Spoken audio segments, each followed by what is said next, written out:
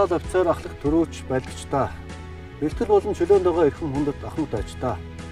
Улс их орны маань сүр хүч, эр зориг, сүр тямрын илэрхийлүүлсэн та бүхэндээ Монгол Цэргийн өдрийн болон орчин цагийн зөвлөх хүчин үүсгэж байгуулагдсны түүхт 97 жилийн баярын мэнд хүргье.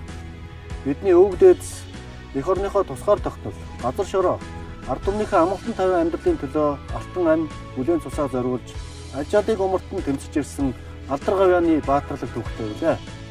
Тиймээс монголчууд бид ариун гал голомтой сахин хамгаалагч, ард түмнийхээ өмг төшиг болсон цэрэг ирсээ хүндэн дэвдэлдэг нандин уламжлалтай. Монгол цэргийн олон зууны энэ баатарлаг дайчин уламжлал 1921 оны ардын хувьсгалын тэмцэл дунд үүсгэн байгуулагдсан орчин цагийн зэвсэг түвшний түүх онцгой байр эзэлдэг юм а.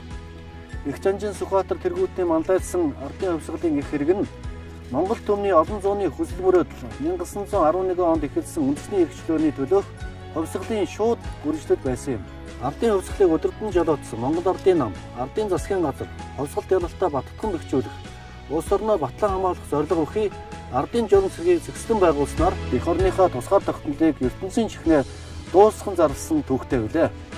Эрхэм нөхдөө, улс эх орныхоо батлан хамгаалах тогтолцоо, төрийн цэргийн байгуулалт, зэвсэг түвшний хөгжлийг эрчимжүүлж, шинэ шатанд гаргах нь Монгол төрийн бодлого, үйл ажиллагааны бас нэгэн зорилго юм а.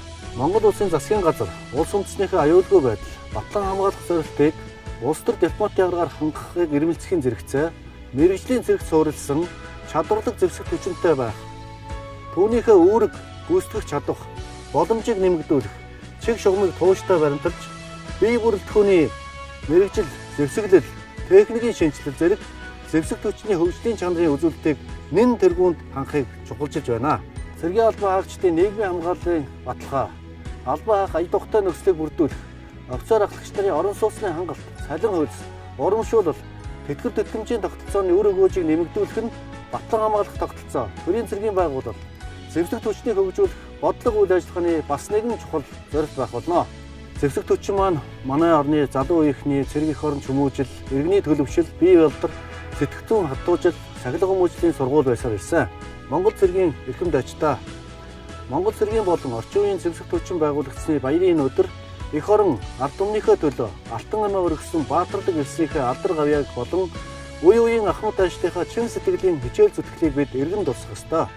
Хойш үедээ ахмадуудынхаа алдар гавьяа, ил зориг, бахтам сайхан үлгэр дуурайлыг хэлж сануулж байх нь бид бүхний эрхэм үүрэг юм а.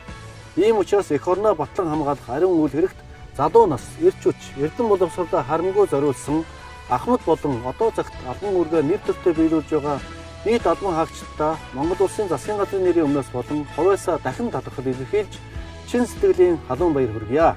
Монгол улсын зэвсэг түвшин түүхийн бүхий л үед эх орныхоо аюулгүй байдал, тогтвортой хөгжлийн найдвартай баталгаа болж ирсэн. Цаашид ч энэ эрхэм нэр төрөө хадгалж, залуу үеийн хүсэл мөрөөдлийн бодит илэрхийлэл, цэрэг эх орон жүжиглийн төв ундраг, бие болдар, сахилга хүмүүжлийн том сургууль, хүн ардынхаа өмг төшиг, улс орныхоо тогтвортой хөгжлийн нэг баталгаа байна гэдэгт итгэл төгс байна. Зэвсэг түвшнийхээ эгнээнд багтаж, хүмүүжид бэлтгэгдсэн цэрэг хүний хувьд миний бие баярын өдөр та нартаа дахин баярын мэнд хүргэж, алдар гавьяа Жанжин тугаа үрд мөнх дээдж явахын өлзий ямартай өрөөлийг өргөн дэвшүүлье. Олон зууны баялаг түүхээ орчин үеийн ололт амжилтаар баттган бэхжүүлж буй манай зэвсэг түвшний яруу алдар мандан бодрох болтугай. Монгол улсын төлөө зүтгэе.